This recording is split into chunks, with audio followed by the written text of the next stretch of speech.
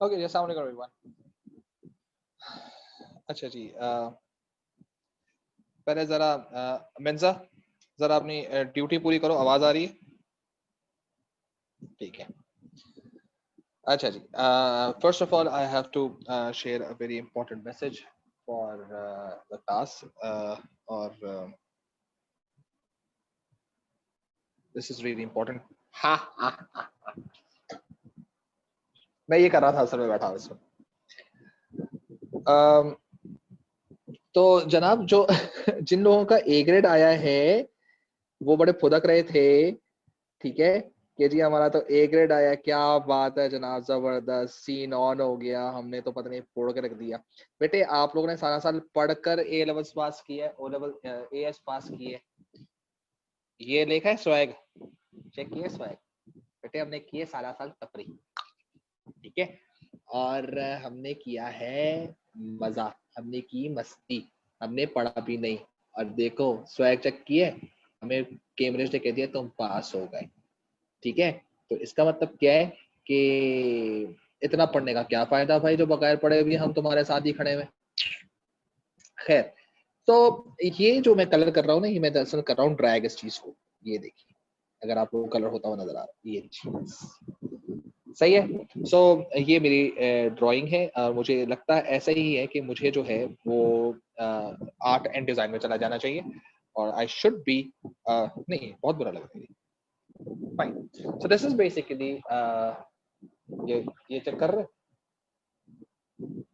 ये, और फिर ये चेक कर रहे हैं, ओए ये चेक कर रहे हैं, सही है। तो ये हुआ है भाई, और इस सिचुएशन को ध्यान में रखते हुए ये है कि ये सिर्फ एएस के लिए हुआ, ठीक है, और अब सब बच के निकल गए, तो अब सब बच के जो निकल गए हुए हो, तो इसका मतलब ये है कि अब ए टू के अंदर सब ने पढ़ना है। यू ग्रेड वाला भी तुमने भी 100 में से नंबर लेने, ए ग्रेड वाले आपको भी 100 में से नंबर लेने, तो ये चीज हो चुकी, फाइन। सो क्या हुआ यहाँ पर और चले, so that's basically kind of a thing. तो आई वाज जस्ट थिंकिंग कि किस तरह से कल मैंने जब ये मैं मुझे जब इन्फॉर्मेशन मिली थी, तो I basically was taking alpha E class. तो अल्फा ई क्लास लेते हुए तो मुझे एकदम से मेरे जहन में है कि मुझे क्या करना चाहिए। So what I did, I basically started a music, ठीक है, बैकग्राउंड पे मैंने म्यूजिक स्टार्ट किया। वो था कौन सा म्यूजिक था, दैट वाज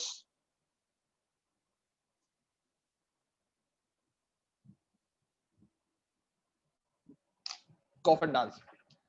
तो वो किसी ने अगर सुना हो तो वो दे कैन रेफर के व्हाट कॉफन डांस का म्यूजिक इज। तो वो वाला मैंने पीछे लगा दिया था, तो उसके ऊपर हम लोग बात करते हैं। It's basically kind of a thing, सही है, इट हैपेंस, लेकिन that's the way I roll, ठीक है। इसको हम बंद कर देते हैं क्योंकि this is not your course का पार्ट, हम लोगों ने असल में कुछ और बात की थी आज। अच्छा जी, लास्ट क्लास के अंदर अब ये तो छोटपन सारा मैंने खत्म कर दिया, तो ये बटन कर दो, इधर आ जाओ। ओके जी, अब आप लोग मेरी शक्ल भी देख लें कि ये वो बंदा था जो आप लोगों के साथ ट्रॉल कर रहा था। Fine ji, so here I am. Assalamu alaikum everyone. That Fazul Chichorpan was brought to you by me. Um, अब हम लोगों ने लास्ट क्लास के अंदर तमाम तरह मैंने आप लोगों के साथ जो टाइम वेस्ट किया था, कि कुछ नहीं होता, आगे बढ़ जाएंगे, भाड़ा में गया सब। और अब जो है वो ये है कि भले ए है भले यू है, आप सब पास हैं, और अब आप लोगों ने ए टू पढ़ना। तो अब ये ज़हन में रखो बेटा जी, ये जिंदगी जिनके यू ग्रेड थे, सही है, ये ख्याल रखो कि जिंदगी में कोई अच्छा काम किया होगा जिससे अल्लाह मियां ने बचा के इससे निकाल दिया, ठीक है। तो इसका मतलब है कि वो जो अच्छा काम था ना, जितने भी अच्छे काम किए थे वो ऑफसेट हो गए इस हरकत से, ठीक है। तो अब पढ़ना है, और पढ़ेंगे तो इंशाल्लाह ताला आगे जाएंगे। हम लोगों ने लास्ट क्लास के अंदर मेरा जहां तक ख्याल है, we basically went with core competencies, सही है, और कोर कॉम्पिटेंसी की हम लोगों ने सारी बात कर ली थी, और हमारे पास जो कोर कॉम्पिटेंसी में हमने बात की थी वो ये थी कि एक ऐसी एबिलिटी हम लोगों ने लेकर आनी है जो बिजनेस को एक ऐसा वे दे, एक ऐसा एक ऐसी एक ऐसी एक ऐसा रास्ता दे कि वो चीज ना तो कॉम्पिटिटर कॉपी कर सके, ना उसको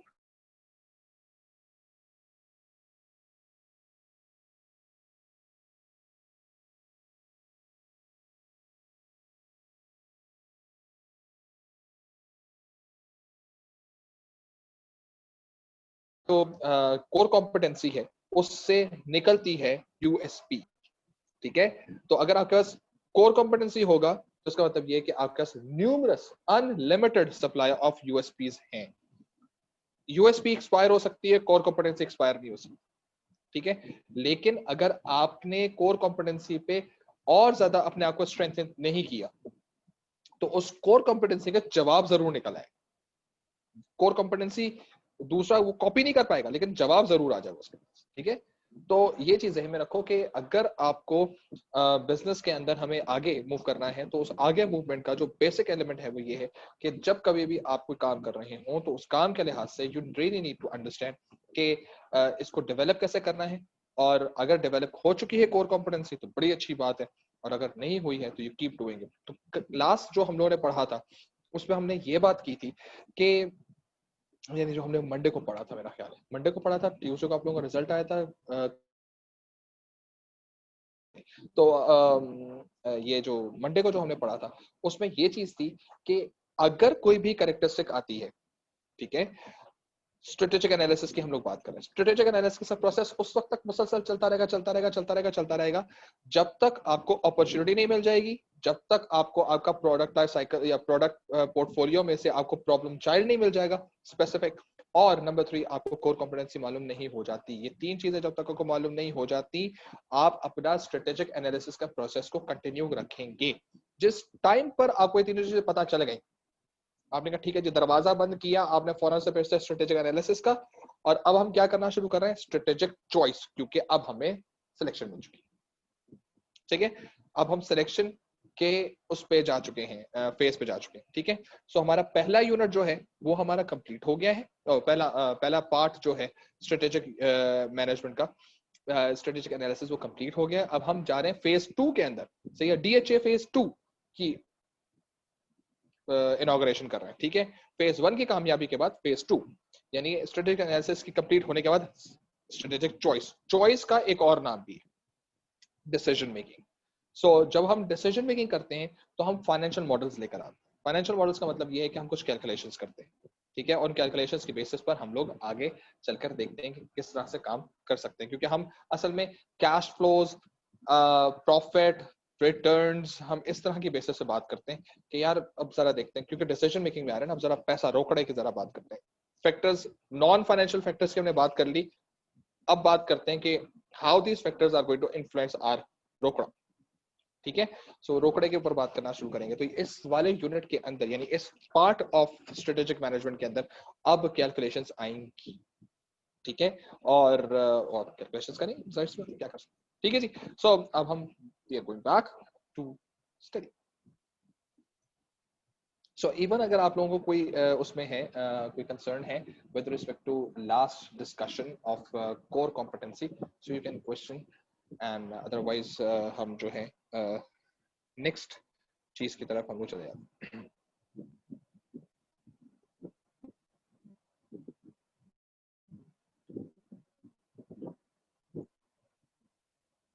ये तो भी करना है, ये करना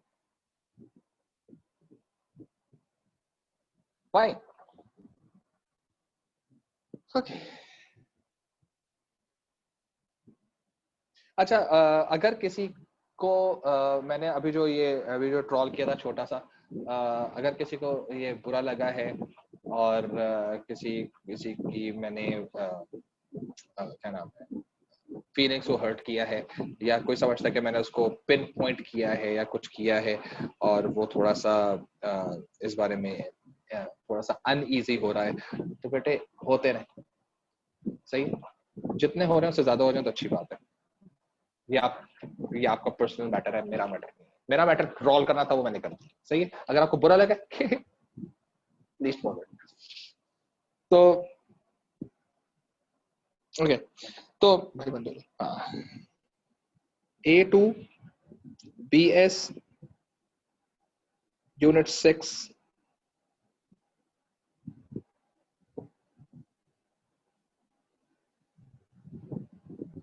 स्ट्रेटेजिक मैनेजमेंट, ये हम पढ़ रहे हैं।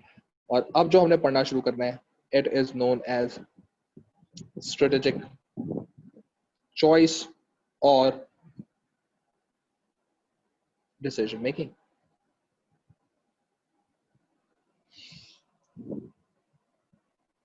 सही है। अब ये चीज ध्यान में रखो कि जो आपकी स्ट्रेटेजिक चॉइस और डिसीजन मेकिंग का कॉन्सेप्ट है वो क्या है, कि वी हैव अपॉर्चुनिटी, सही है, and we have the problem child and we have our core competency, सही है। सो व्हाट वी हैव, हम लोगों ने इधर हमारे पास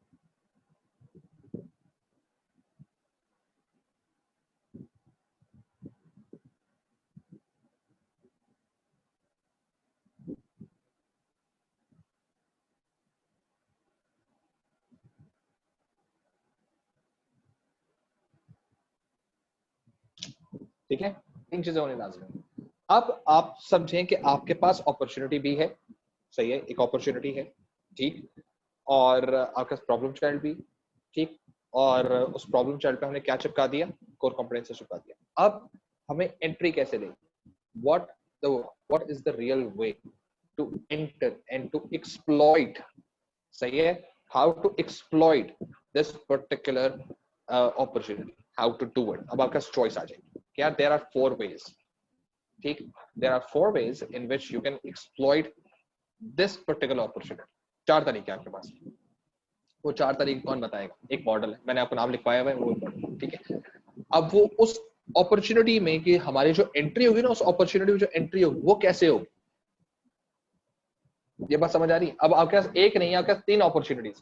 अब तीनों अपॉर्चुनिटीज के अंदर, या 4 अपॉर्चुनिटीज है, 6 अपॉर्चुनिटीज है, कुछ भी हो, जितनी भी अपॉर्चुनिटी, हर अपॉर्चुनिटी में एंट्री के 4 डिफरेंट मेजर तरीके हैं, ठीक है। इनमें से आप कोई भी तरीका इस्तेमाल कर सकते हैं।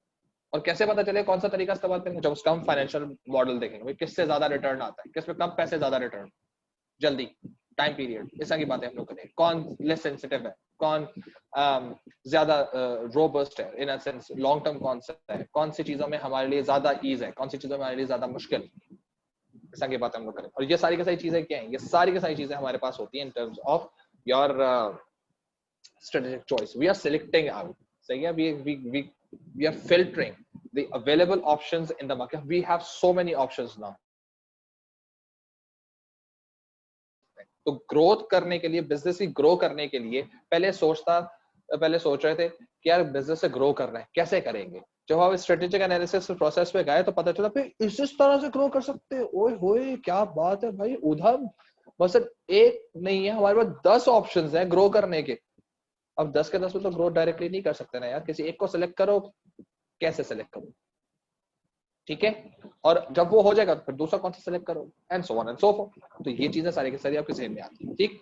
सो हम लोग असल में करते क्या है, जो हमारे पास चॉइस के जो हमारे मेथड्स हैं, सही, जो हम लोगों ने लिखे हुए भी हैं, उसको एक दो बार दोबारा लिखते हैं, और आप उनके सामने थोड़ा सा हल्के फुल्के से उनकी वो भी लिखेंगे,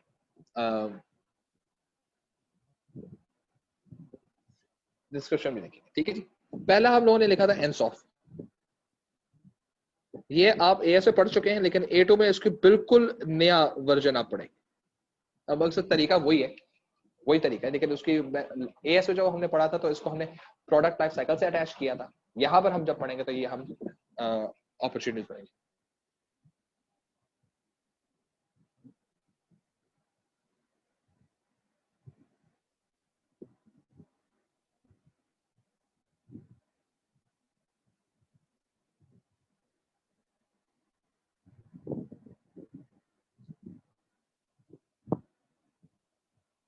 ठीक है जी। अब जो मैंने कहा था 4 ऑप्शन है, वो 4 ऑप्शन कौन देगा, एनसॉफ मैट्रिक्स देगा। कि यार आपके पास एनसॉफ मैट्रिक्स के अंदर वो 4 ऑप्शंस क्या थे, मैं नाम जल्दी जल्दी लेता हूँ और इसको अभी हम पढ़ेंगे, लेकिन हमने 4 नाम जल्दी। Market penetration, new market development, new product development, diversification, ये 4 नाम थे जो हमने इसमें पढ़े। सही है। अब उस पर्टिकुलर अपॉर्चुनिटी को एक्सप्लॉइट कैसे करना है, मार्केट में पेनिट्रेट करके करना है, न्यू प्रोडक्ट डेवलप करके करना है, न्यू मार्केट कैप्चर करके करना है, या डाइवर्सिफाई करके करना है। इस अपॉर्चुनिटी में इसको कैसे अवेल कैसे करना है। सही है। फॉर एग्जाम्पल अपॉर्चुनिटी आपके सामने आई है कि जी गवर्नमेंट ने जो है टैक्सेस का रिलीफ दे दिया। सही है। अब टैक्सेस का रिलीफ देने का मतलब ये है कि जो आपकी इनकम के ऊपर जो आपको गवर्नमेंट को टैक्स देना था वो रिलेटिवली कम है, and that is the reason why वो शायद वो प्रोडक्ट जो आपका परफॉर्म अच्छा नहीं कर पा रहा था, या चलो हम टैक्स की बात नहीं करते, हम सब्सिडाइजेशन की बात कर लेते हैं कि सब्सिडी दे दी गई है, गवर्नमेंट जो है सब्सिडी दे रही है, ठीक है, या ग्रांट्स दे रही है। सब्सिडी का मतलब ये है कि आपको सस्ती एक प्रोडक्ट के ऊपर हम एक इंडस्ट्री के ऊपर डाल रहे हैं ग्रांट्स, मुफ्त के पैसे। भाई प्रॉब्लम चाइल्ड तो प्रोडक्ट ही वो था जिसको पैसे की जरूरत, वो तो कहता था मुझे रीस्ट्रक्चर करना है, ओह अच्छा आओ भाई प्रॉब्लम चाइल्ड हो तरह, तो हमारे दिन आ गए। अपॉर्चुनिटी ये भाईजान के अगले महीने से गवर्नमेंट ग्रांट दे रही है 1 साल की, ठीक है, तो वो 1 साल का पैसा जो है ना हमें मिल जाएगा, तो हम वो पैसा ले रहे हैं और तुम पे लगा रहे हैं। सही है। लेकिन अब तुम पे लगाने के बाद हम कैसे तुम्हारी एंट्री कैसे लेकर गए ये हमने देखा, क्योंकि पैसा तो आ गया, ग्रांट तो आ गई, अपॉर्चुनिटी तो आ गई। अब करूं क्या इस अपॉर्चुनिटी का तुम्हारे साथ, मैं मार्केट में तुम्हें पेनिट्रेट करवाऊं, जिस मार्केट में तुम अभी एग्जिस्ट कर रहे हो उसी में पेनिट्रेट करवाऊं, क्या मैं तुम्हारे प्रोडक्ट रेंज लॉन्च कर दूं, न्यू प्रोडक्ट डेवलप कर, क्या मैं तुम्हें एक नई मार्केट में लेके चला जाऊं। सही है। क्या मैं डाइवर्सिफाई कर जाऊं, किसी नई तुम्हारा तुम्हारा अभी करंट ऑपरेशन को खत्म करूं, और तुम थे असल में हमारे जूस के प्रोडक्ट, ठीक है, और मैं अब तुम्हारे नाम से जूते निकाल दूं, तो there could be possibility diversification, ठीक है ना। So this is basically how ये पूरा का पूरा जो है ये एंड्स ऑफ मैट्रिक्स ये इस तरह से डेवलप किया जाता है, ठीक है। तो किस तरह से उस अपॉर्चुनिटी को एक्सप्लॉइट किया जाएगा, दैट इज द थिंग। जैसे मुझे अभी नाम ना याद नहीं आ रहा, लेकिन सर्विस वालों ने जब सर्विस टायर निकाले, ठीक है, तो सर्विस टायर बेसिकली उनका इतना ज्यादा मार्केट के अंदर ज्यादा चलना शुरू हो गया कि सर्विस जूतों वालों ने जब सर्विस टायर निकाले तो they had to change their name of their जूते, शूज के ब्रांड का नाम चेंज करना पड़ गया, वो सर्विस के नहीं, वो किसी और नाम से आना शुरू हुआ। तो ये भी चीज ध्यान रखिए, वो सर्विस के जूते नहीं होते, वो इतना पॉपुलर हो गया, टायर इतना पॉपुलर हो गया कि जूतों का नाम, उनका बेसिक प्रोडक्ट का नाम चेंज करना पड़ेगा, ठीक है। Once this is all done, हम क्या करेंगे, नेक्स्ट चीज पे चले जाएंगे which is known as investment appraisal. सही है।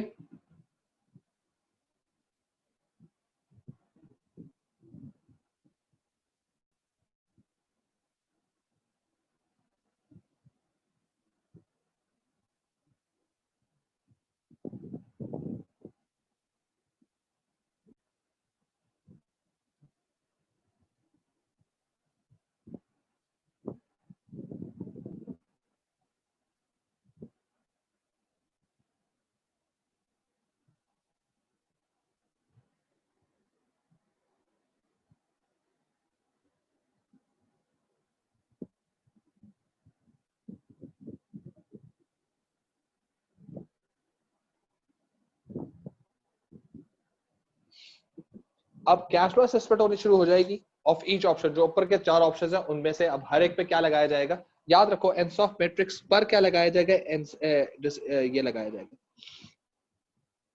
ठीक है।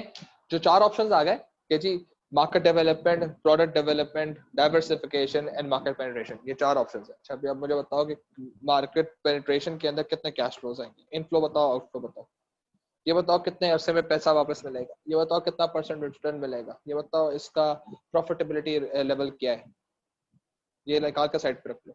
अब मुझे बताओ कि न्यू प्रोडक्ट डेवलपमेंट में कितना पैसा लगेगा, कितना कैश आउटफ्लो होगा, कितने दिन में पैसा मिलेंगे, कितना रिटर्न मिलेगा, कितनी प्रॉफिटेबिलिटी होगी, इसको भी अपने पास रखो।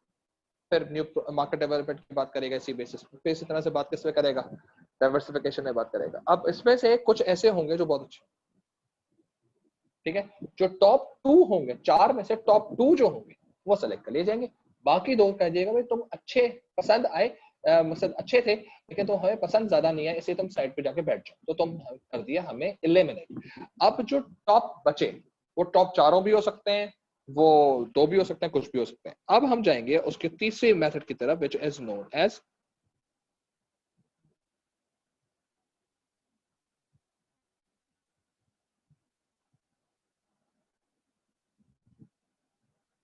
सही है।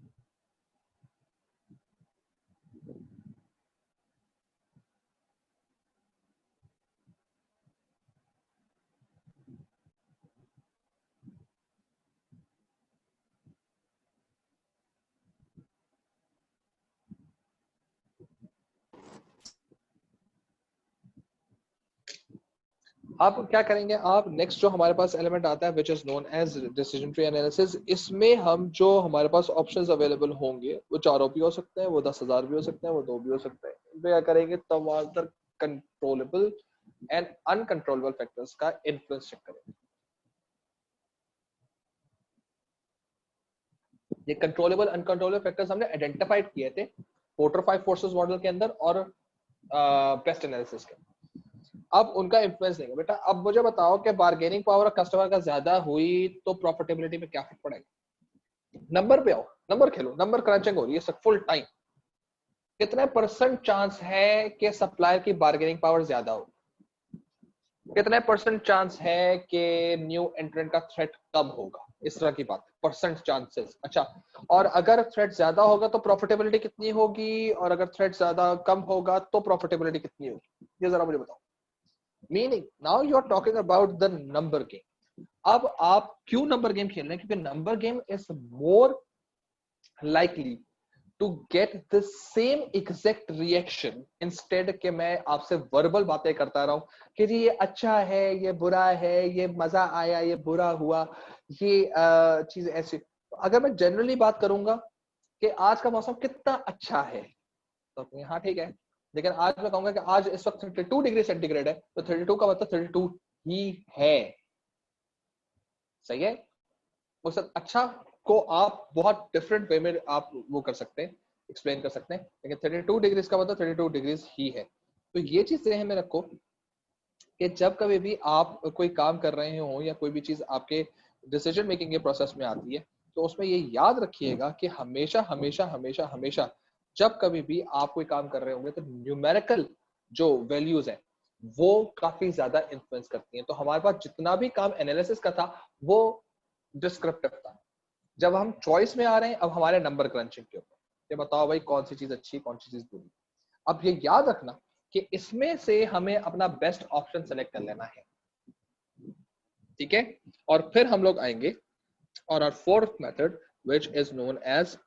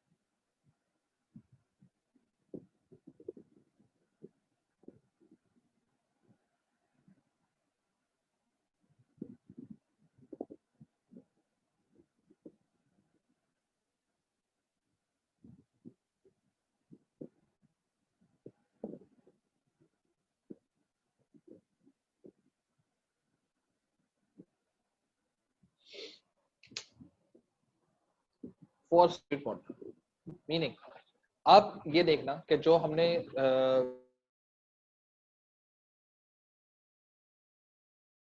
चार ऑप्शंस आपके पास कहाँ निकले एनसॉफ्ट में, एनसॉफ्ट में वो चारों के चारों ऑप्शंस कहां पर पहुंचे आपके पास, इन्वेस्टमेंट अप्रेजल में। इन्वेस्टमेंट अप्रेजल में से कोई दो बेस्ट जो थे वो कहां पहुंच गए, डिसीजन ट्री के। डिसीजन ट्री में से जो बेस्ट नंबर था वो कहां पहुंच गया, फोर्स फील्ड के। फिल्टरिंग हो रही है, सही है। फोर्स फील्ड के आते आते आप एक ही डिसीजन पे पहुंच चुके होंगे, भाई अब ये फाइनेंशियली ज्यादा रोबस्ट है, इसका स्टेबिलिटी ज्यादा है, ये रिलेटिवली लेस सेंसिटिव है, ये मोर स्टेबल है, ब्ला ब्ला ब्ला करते हुए ये एक तरीका हमने करना है। That could be one of the four methods of Ansoff matrix. सही है, सही है। ये अब डिसाइड हो गया कि हमें न्यू प्रोडक्ट डेवलपमेंट करना, सही है। स्टार्ट में हमारे पास चॉइस थी कि डाइवर्सिफाई करो या पेनिट्रेट करो या नई मार्केट पे जाओ और नया प्रोडक्ट लॉन्च करो। जब हम लोगों ने उसके फाइनेंशियल फीजिबिलिटीज देखी तो डाइवर्सिफिकेशन बिकम्स वेरी वॉलेटाइल, इसलिए हमने उसको कैंसिल कर दिया। फिर मार्केट पेनिट्रेशन बहुत स्लो था, इसलिए हमने उसको निकाल दिया। अब रह गया था हमारे पास सिर्फ और सिर्फ न्यू मार्केट डेवलपमेंट और न्यू प्रोडक्ट डेवलपमेंट। तो हम गए उन दोनों को एक्सटर्नल फैक्टर्स पे हम लोगों ने इनको इन्फ्लुएंस किया, तो पता चला कि जो न्यू मार्केट डेवलपमेंट था उसमें तो हमारे पास बहुत ज्यादा परेशानियां हो रही थी, क्योंकि नई मार्केट के अंदर इतने सारे 4 or 5 फोर्सेस के लिहाज से थ्रेट ऑफ न्यू एंट्रेंट और सब्स्टिट्यूट ज्यादा थे, we were unable to control them. तो इस वजह से दैट वाज डिसकंटिन्यूड, सही है। एंड अब जो है हम लोगों को एक डिसीजन मिल गया कि जी हमें न्यू प्रोडक्ट डेवलप करना है, सही है। तो अब जैसे न्यू प्रोडक्ट डेवलप करना है तो हम कहाँ पे खड़े हैं इस वक्त, फोर्स फील्ड मॉडल पे खड़े हैं। फोर्स फील्ड मॉडल पे अब भाई न्यू प्रोडक्ट डेवलप करना है जनाब, कौन कौन सी ऐसे फैक्टर्स हैं जो इसको हमारी कंपनी के अंदर और बाहर ऐसे फैक्टर्स हैं जो इसकी सक्सेस को इन्फ्लुएंस कर सकते हैं पॉजिटिवली, आप उसको देखते हैं। कौन से ऐसे फैक्टर्स और रिसोर्सेज हैं, ऐसे एक्टिविटीज हैं जो इंटरनल या एक्सटर्नल जो इसको रिस्ट्रिक्ट करेंगे, क्वांटिफाई करेंगे। अब इनको क्वांटिफाई करेंगे, वेटेजेस असाइन करेंगे और फिर देखेंगे कि आया हमारे पास कौन सी force should be used to make the particular product success, ठीक है। और ये चीज जो है हमारे पास जहन में रखना कि ये जो आपका कैसे इन्वेस्टमेंट अप्रेजल के अंदर ही हम लोग असल में ब्रेक इवन की बात भी कर लेंगे, इसलिए फिफ्थ वन पे मैं ब्रेक इवन पे जा नहीं रहा, ठीक है ना। इन्वेस्टमेंट अप्रेजल के अंदर ही हम कहीं ब्रेक इवन की बात कर लेंगे, तो इसलिए ये चार चीजें। अब जो बेस्ट चीज हो जाएगी जब ये हमारे पास आ जाएगा कि जी ये एक फैक्टर है जिसको इस्तेमाल करेंगे इस स्ट्रेटजी पर, तो हम लोग सक्सेसफुल हो जाएंगे। अल्लाह अल्लाह खैर सब पकड़े। आओ चलो आगे चलते हैं इम्प्लीमेंटेशन फेज की तरफ, फेज की तरफ, और वहां जाकर हम लोग उसका प्लान बनाएंगे कि एक्शन प्लान क्या होता है, ठीक है। तो है हमारे पास टोटल 5 टेक्निक्स, देखिए मैंने 4 है, क्योंकि 5वीं जो है वो मैंने कहा लिखी है, ग्रीन में लिखी, ठीक है। तो अब हम बात करना शुरू करते हैं एनसॉफ्ट मैट्रिक्स के ऊपर। एनसॉफ्ट मैट्रिक्स यहाँ तक चीज समझ आ रही है? किसी को कोई इशू है तो पूछ ले, एनीवन।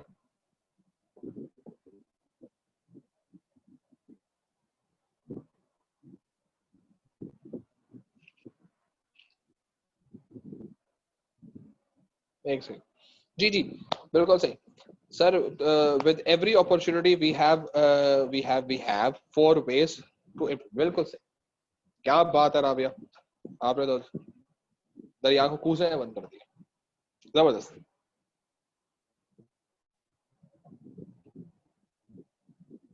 एनी क्वेश्चंस अभी तक का चीज समझ आती है? इतनी कितनी कॉम आ गई है? 30 की कॉम आ गई। अरे वाह, सही वाह। वफा अस्सलाम वालेकुम बेटे, लोग हैं भैया तो। वफा इस्लाम,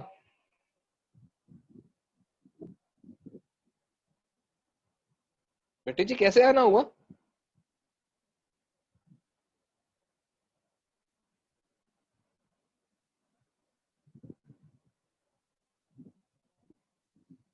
काफी दिनों बाद मकसद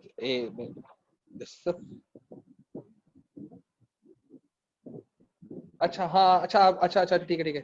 आप वो वाली कॉम में जो रिकॉर्डेड लेक्चर्स लेती हैं, ठीक है ठीक है ठीक है।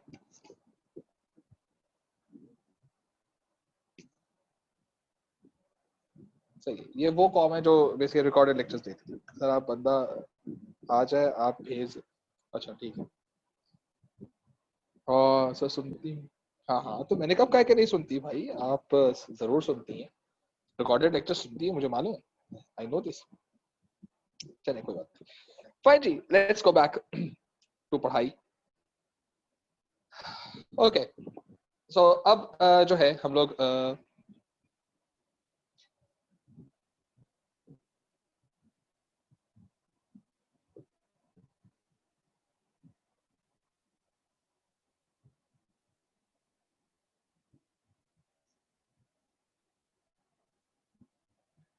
अच्छा, अब जो एंस ऑफ मैट्रिक्स था उसकी हम लोगों ने अब हर एक की हम लोगों ने स्ट्रेटजीज देखनी है कि अगर हमारे पास जो तरीक़ाकार है उसके अंदर if we are going to go with either of the four methods, तो उससे पहले एंस ऑफ मैट्रिक्स दिखता किस तरह से है वो एक दफा जरा ट्राई मार लेते हैं इस चीज की।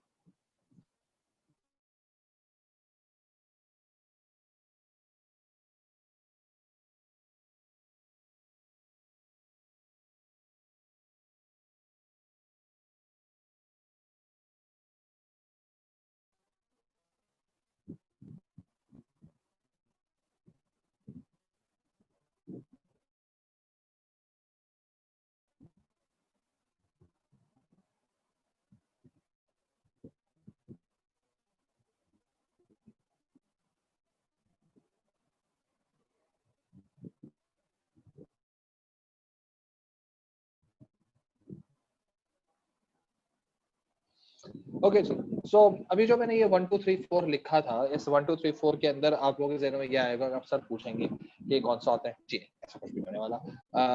मैं आप लोगों की हेल्प जरूर कर सकता हूँ कि इसमें कौन सी चीज क्या हो सकती है, ठीक है। सो ये ज़हन में रखिए कि हमारे पास जब कभी भी नया प्रोडक्ट और नई मार्केट होती है तो हम उसको कहते हैं डाइवर्सिफिकेशन, सही है। और एग्जिस्टिंग मार्केट और जब एग्जिस्टिंग प्रोडक्ट होता है तो उसको कहते हैं मार्केट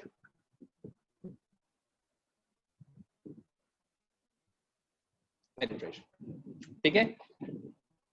टू, क्योंकि न्यू प्रोडक्ट है एग्जिस्टिंग मार्केट में तो ये न्यू प्रोडक्ट जो है this is the reason why it is known as new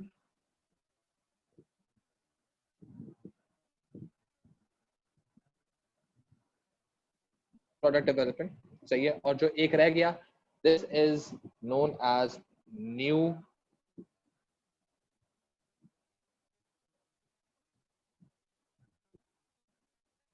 market development, सही है। सो अब ये चीज ज़हन में रखो कि अगर मुझे जाना हो कि कौन से मेथड को हम लोगों ने देखना है तो मार्केट पेनिट्रेशन के अपने कैश फ्लोज होंगे, अपनी इन्वेस्टमेंट लेवल होगा, अपना काम होगा, सही है। इसकी अपनी स्ट्रेटजीज होगी, न्यू प्रोडक्ट की अपनी होगी, न्यू मार्केट डेवलपमेंट की अपनी और डाइवर्सिफिकेशन की अपनी, तो हर कोई अपने अपने लिहाज से चीजों को डेवलप करना शुरू करेगा और चीजों के लिहाज से वो काम करना शुरू करेगा, ठीक है। सो अब हम लोगों ने पहली जो बात करनी है which is going to be the market penetration वाली कहानी।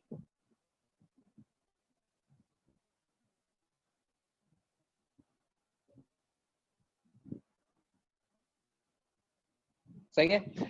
मार्केट पेनिट्रेशन का मतलब क्या है? मार्केट पेनिट्रेशन का मतलब ये है कि आपने ओरिजिनली एग्जिस्टिंग मार्केट, अच्छा एक चीज को ज़हन में रखो, ये जो ये मार्केट लिखा हुआ है ना, इस मार्केट का मतलब क्या है बताएं मुझे। ये जो वो कॉम है ना जो पहले से पढ़ चुकी है, सही है, उससे सवाल है। अब जैसे अक्सा ने मुझसे नहीं पढ़ा हुआ, अजवा ने मुझसे नहीं पढ़ा हुआ, और महाम सईद ने मुझसे नहीं पढ़ा हुआ, और आलियान ने मुझसे नहीं पढ़ा हुआ, ठीक है। और बस आप लोगों ने आंसर नहीं देना बेटा, आप लोगों से क्वेश्चन नहीं पूछ रही, ये कॉम जो है ना जिसने मुझसे पढ़ा हुआ है ये वो बताइए। चल मुन्नो शुरू हो जा, बताओ इसमें इस पर्टिकुलर चीज के अंदर ये जो मार्केट मैंने गोला लिखा हुआ है इस मार्केट का मतलब क्या है। What is the meaning of the market in this particular method?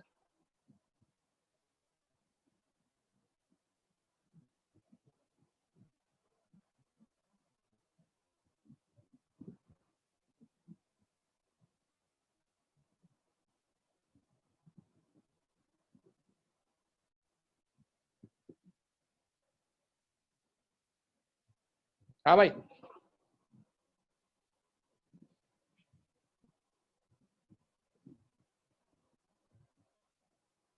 बड़ी क्लासें ले रहे थे ना लोग।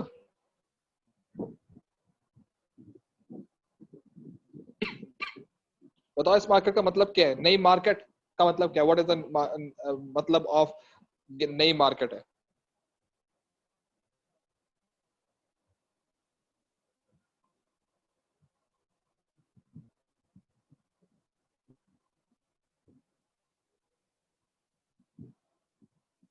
नहीं पता किसी को, बेइज्जती करवाती ना सारी के सारी सब लोगों ने इस मार्केट का। देखो ये फायदा होता है ना पढ़ने का, जिन लोगों ने मुझसे नहीं पढ़ा ना, देखो मैंने इस पे कितना गंदा पढ़ाया है। ये जो नई और एग्जिस्टिंग चीज दिखी हुई है ना, इसका मतलब है सेगमेंट, ठीक है। और इस सेगमेंट का मतलब ये है कि अगर आप बच्चों के सेगमेंट में हैं तो नई सेगमेंट जाने का मतलब ये है कि आप बड़ों के सेगमेंट में चले जाए, एज चेंज कर दें, सेगमेंट चेंज, न्यू मार्केट होगा। आप डेमोग्राफिक के अंदर बात कर रहे हैं हैबिट के लिहाज से, कि हैबिट यार हम लोगों ने कहा था ये लग्जरी प्रोडक्ट है, आप सेगमेंट चेंज करते हैं, नेसेसिटी की तरफ ले आए, सेगमेंट चेंज कर दें, ठीक है। आपने प्लान किया हुआ था कि जी ये प्रोडक्ट जो है हमारा नीश के अंदर है, आप उसको मास में ले जाए, ठीक है। ये जो चीजें आप कर रहे हैं, this is basically your segment. तो अगर मैं मार्केट पेनिट्रेशन में बात करता हूं कि हम एग्जिस्टिंग मार्केट में रह रहे हैं, तो याद रखो मैं नए मार्केट सेगमेंट में नहीं जा रहा, याद है, मैं उसी सेगमेंट में हूं। अगर मैं 12 से लेकर 16 साल के बच्चों के लिए कोई टी शर्ट्स बना रहा हूं, तो अब मैं उन्हीं के अंदर रहते हुए ही मैं टी शर्ट्स बनाता रहूंगा। और अब मुझे करना क्या है, एग्जिस्टिंग प्रोडक्ट, मैं कोई नया प्रोडक्ट नहीं बना रहा, मैं कुछ नहीं कर रहा नया, मैं उसी टी शर्ट को जो 12 से 16 साल के बच्चे के लिए टी शर्ट मैं बना रहा हूं, मैं उसी टी शर्ट को और ज्यादा उसकी सेल्स बढ़ाना चाहता हूं, ठीक है। और उसके लिए मुझे जो है वो ये जहन में रखना है कि काम को मुझे किस तरह से डेवलप करना है, किस तरह से चीजों को आगे लेके जाना है, सो दैट अगर मेरे पास कोई मसला आए तो मैं उसको ये समझ सकूं कि यार इसको किस तरह से मुझे आगे चल के इसको यूज करना होगा, ठीक है। तो पहले तो ये चीज जहन में रखो कि जब कभी भी आप बात कर रहे होंगे इन टर्म्स ऑफ ये क्या नाम है इसका, मार्केट पेनिट्रेशन के अंदर, तो आपका जो पॉइंट है वो ये है कि कभी भी आपने नई चीज इस्तेमाल नहीं करनी है, आपने ओरिजिनली करना क्या है कि you have to take the same exact product in the same exact market, सही है, यानी सेगमेंट। क्या करेंगे, जो स्ट्रेटेजीज आपके पास अवेलेबल हैं, इसमें अब हर एक के अंदर हम लोग स्ट्रेटेजीज की बात करें,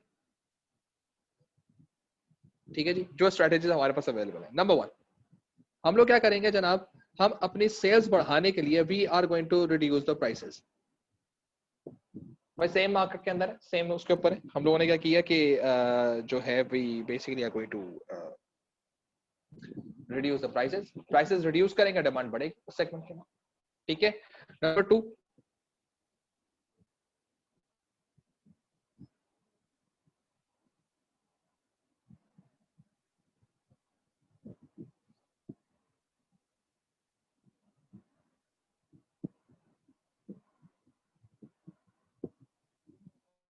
सही है, मीनिंग अभी भी कुछ ऐसे कस्टमर्स होंगे उसी सेगमेंट के अंदर, यानी 12 से लेकर 16 साल के दरमियान ऐसे स्टूडेंट्स होंगे जो स्टिल अभी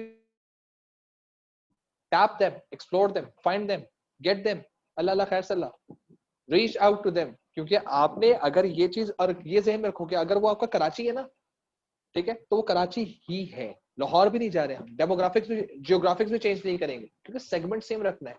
आमतौर पर बच्चा पेनिट्रेशन में कहता क्या, पेनिट्रेशन करनी चाहिए, हाँ जी जरूर करनी चाहिए, क्योंकि पेनिट्रेट करने के लिए हमें पूरे पाकिस्तान में पेनिट्रेट करना पड़ेगा, नहीं, अभी जो सेगमेंट है ना उसमें पेनिट्रेट करो लाले, उसमें करना है, ठीक है।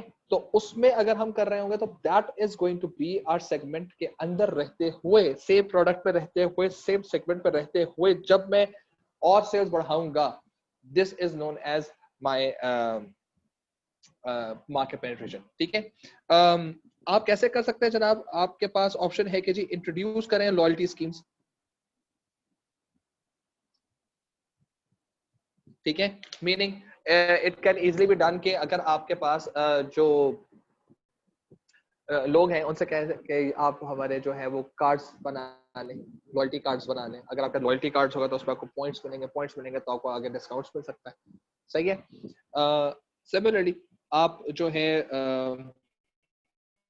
जो आपका एग्जिस्टिंग एम्प्लॉय, एग्जिस्टिंग कस्टमर है,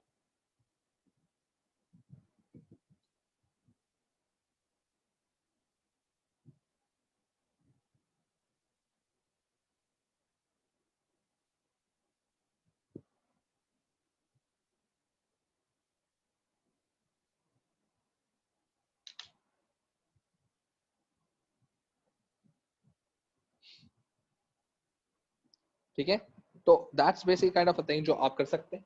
एग्जिस्टिंग वाले कस्टमर की पहले तो हमने कहा कि चलो नया कस्टमर ढूंढ लो, आपने कहा यार नया कस्टमर तो नहीं मिल रहा, अच्छा एक काम करो, लॉयल्टी कार्ड्स लॉन्च कर दो, स्कीम्स लॉन्च कर दो, सही, सहूलत कार्ड लॉन्च कर दो, या ऐसा से जो कोई ब्रांड कार्ड होता है वो लॉन्च कर दो, ये हो सकता है शायद वो ब्रांड कार्ड बनाए, उसमें पॉइंट्स दे दो, स्कीम्स लॉन्च कर दो कि अगर आपके पास वो कार्ड होगा तो कूपन आ जाएगा, कूपन आ जाएगा तो आपको डिस्काउंट मिल जाएगा, क्योंकि हम प्राइसेस रिडक्शन को इस तरह से लेके जाएंगे।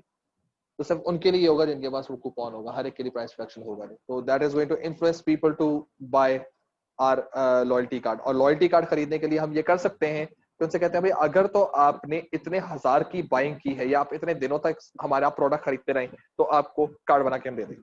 जैसे कैमरेज, नॉट कैमरेज, ये पढ़ाई वाला कैमरेज जो कपड़े बनाता है, अगर आप कैमरेज में जाके शॉपिंग करते हैं और आपकी शॉपिंग 5,000 रुपए से ऊपर हो जाती है तो वो आपको कैमरेज का एक कार्ड बना देता है।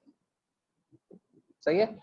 और वो आप कार्ड बना के दे देते हैं, कहते हैं कि जी अब अगली दफा जब आप आएंगे तो अगली दफा आप ये कार्ड स्वैप करेंगे तो आपके पॉइंट्स, यानी 5,000 की पहले शॉपिंग करनी लाजमी, और उसके बाद आप जितनी फर्दर शॉपिंग करेंगे हर हजार पर, हर हजार पर, यस, आपको कुछ पॉइंट्स मिलेंगे। कितने पॉइंट्स मिलेंगे मुझे नहीं मालूम, लेकिन कुछ पॉइंट्स मिलेंगे, और ये पॉइंट जो होंगे वो आपके हर पॉइंट 1 रुपए के बराबर होगा।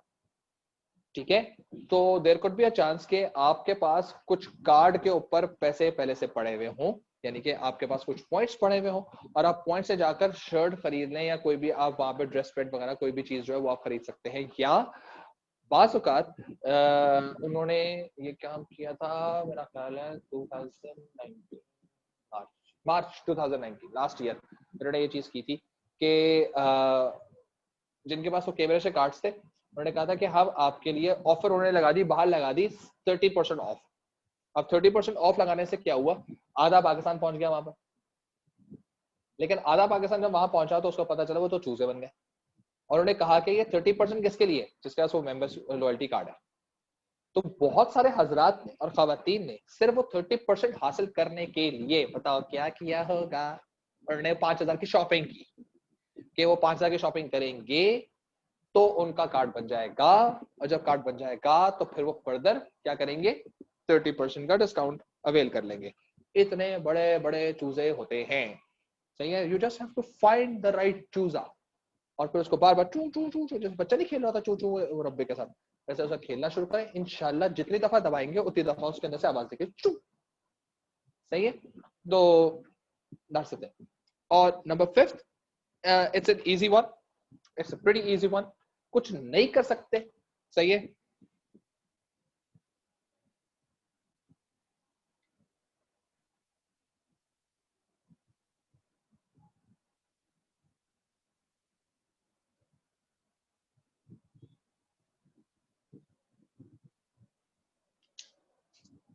सी कितना आसान है। अपने से ज्यादा छोटी कंपनी को आप खरीद लेंगे डेफिनेटली हम, क्योंकि अब मार्केट ग्रोथ हम लोग पढ़ चुके हैं, तो वो हॉरिजॉन्टल इंटीग्रेशन जो होती है वो यहाँ तो जाहिर ज्यादा वर्टिकल की बात नहीं हो रही है, हॉरिजॉन्टल की बात है। थॉरली मैं भी लिख भी देता हूँ, वरना आप लोगों में से कुछ ऐसे कॉम है जो कहेंगे सर वर्टिकल हो सकता है क्या।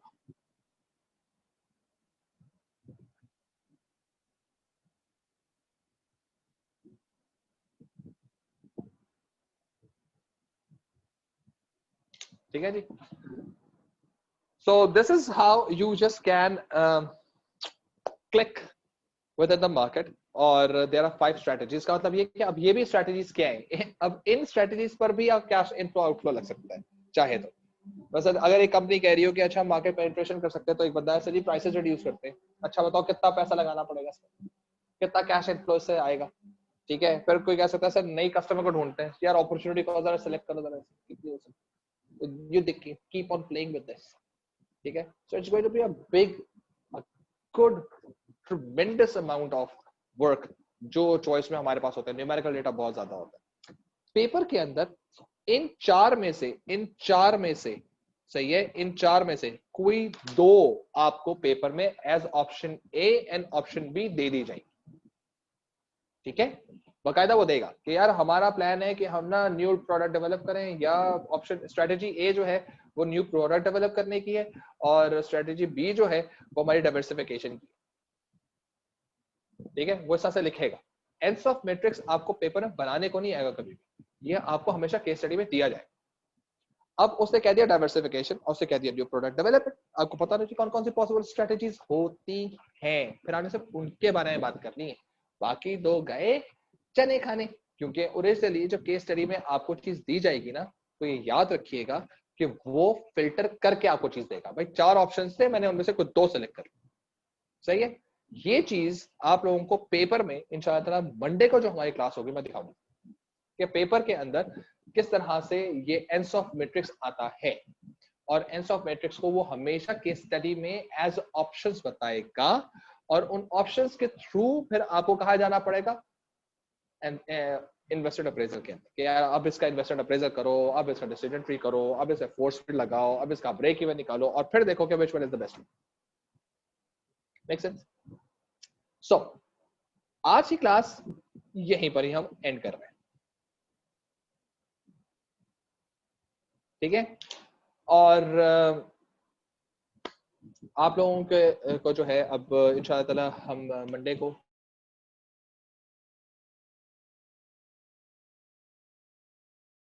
असाइनमेंट जमा नहीं करवाया हुआ, जो 8 अगस्त को जमा करवाना था, 15 आने वाली है, मतलब ये आने वाली है, आज 13 है, बहुत सारे स्टूडेंट्स जमा नहीं करवाया हुआ। If I just can see कि how many of you haven't done it, तो मैं जरा आपको लाइव आप लोगों की बेइज्जती कर ही दूं। काफी दिनों से बेइज्जती नहीं की ना आप लोगों की, इसलिए तो मुझे थोड़ा सा हो रहा है, फीलिंग आ रही है कि मैं आप लोगों की बेइज्जती करूं।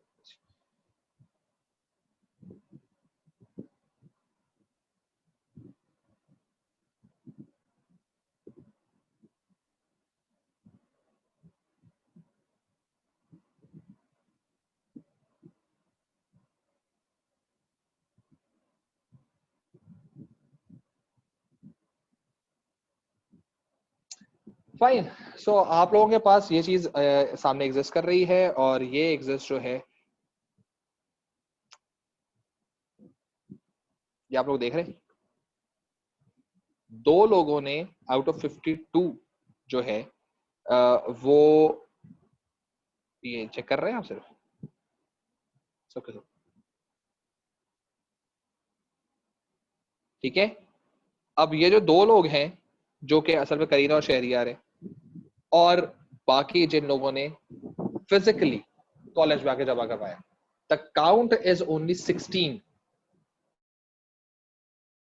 फिर आप लोग बोलेंगे यार एविडेंसेस हमारे पास है नहीं, हमारे लग रहे हैं, रेड लग रही है, ठीक है।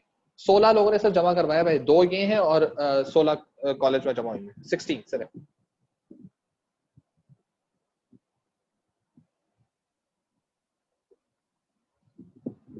फिर ये 40 मार्क्स आपके जाएंगे 0 पे, वो आपका ग्रेड खराब करेंगे। उस ग्रेड खराब करने पे मैं आपको एक और चीज बता दूं, थोड़ी सी इंपॉर्टेंट बात है, सही है, इसमें ट्रोल नहीं है, मैं सिर्फ आपको बताना चाह रहा हूँ।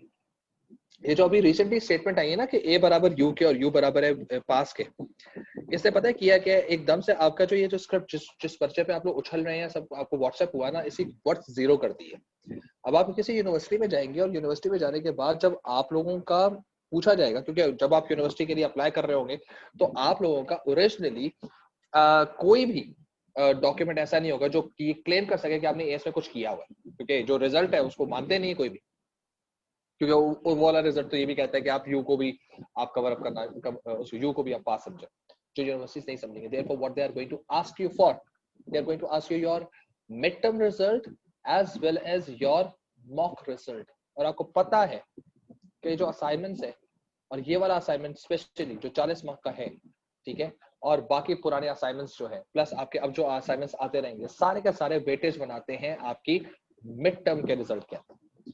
फिर भाई वहां ग्रेड खराब होगा ना, फिर नहीं बोलना सर जी ये क्या बदतमीजियां हो रही है, ठीक है। तो ये जहन में रखो कि अब आफ्टर दिस पर्टिकुलर ए बराबर यू बराबर पास के, आफ्टर दैट पर्टिकुलर इंतहाई कोई अजीब टूट किस्म की जो स्टेटमेंट आई है, सही है, केवरेज की तरफ से, आप ये समझ लें कि आपके मिड टर्म का रिजल्ट और आपका मॉक का result is going to be the sole evidence of your A2 की परफॉर्मेंस, जिस पर आपको यूनिवर्सिटीज आपके एडमिशन को क्वांटिफाई करेंगी या क्वालिफाई करवाएंगी आपको, सही है। ये प्लीज ध्यान में रखिएगा। And that is the reason where you must take all those assignments and quizzes very seriously. Otherwise आप ये अब आप लोग हैं जो टोटल 18 लोग हैं, आई डोंट नो कि करीना और शहरियार ने वो फिजिकली जमा करवाया नहीं करवाया, अगर नहीं भी करवाया तो मैं इनका यहाँ से चेक कर दूँ, लेकिन 16 + 2 अभी मैं ऐसे बात कर रहा हूँ 18, 52 में से यार 52 बच्चों में से 18 बच्चे सिर्फ 40 मार्क के लिए क्वालिफाई कर रहे हैं, और उनमें से 40 में से कितने आते हैं वो बात की बात है। बाकी लोग सो रहे हैं क्या, झक मार रहे हैं क्या? मुझे आप लोगों के असाइनमेंट्स सैटरडे तक चाहिए, समहाउ समवेयर, उल्टे सीधे टेढ़े मेढ़े करेक्ट, और सब सबमिट करवाइए। मुझे आपकी असाइनमेंट्स सैटरडे तक चाहिए, उससे ऊपर मैं किसी का असाइनमेंट नहीं दूंगा, बता रहा हूँ आपको, और बिला जाकर जीरो लगने शुरू हो जाए, फिर ना बोलना, ठीक है। So this is basically this public service message was brought to you by Danish Wisdom, and I really want you all to submit your assignments ASAP. You have today, tomorrow, and on Saturday का काम। Sir आप इसके marks बताएंगे हमें? जाहिर सी बात है बताएंगे, क्यों नहीं बताएंगे? बकायदा पोस्ट होंगे, पोस्ट नहीं हो, बकायदा आपके उस पे गूगल क्लासरूम पे अपडेट होंगे, सही है। तो जैसे आपके पुराने मार्क्स अपडेट हुए हुए हैं, बिल्कुल वैसे ही आपके वाले मार्क्स भी अपडेट होंगे।